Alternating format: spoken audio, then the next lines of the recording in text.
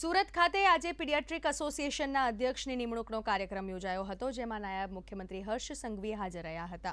આ અવસરે હર્ષ સંઘવીએ હાજર તબીબોને શાળાના બાળકોને કુપોષણથી બચાવવા માટે સલાહ આપીને કુપોષણતા ધરાવતા બાળકો પર કામ કરવા જણાવ્યું હતું। નાયબ મુખ્યમંત્રીની સલાહને સુરત પીડિયાટ્રિક એસોસિએશને હર્ષભેર આવકારી હતી।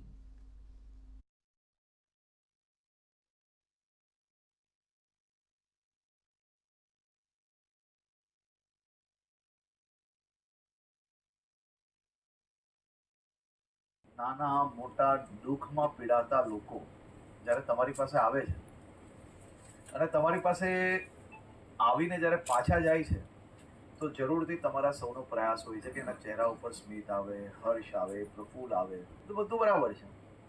પરંતુ સ્પેક્ટ એટલે પોતે સ્પેક્ટ પાસે આવેલા તમામ લોકોને જતી વખતે આનંદમાં કઈ રીતે લઈ જવા, એનો પ્રયાસ આપ સૌ લોકો આ શહેર માટે કરો છો। તે માટે હું મારા શહેરના સૌ નાગરિકો વતી આપ સૌનો આભાર માનવા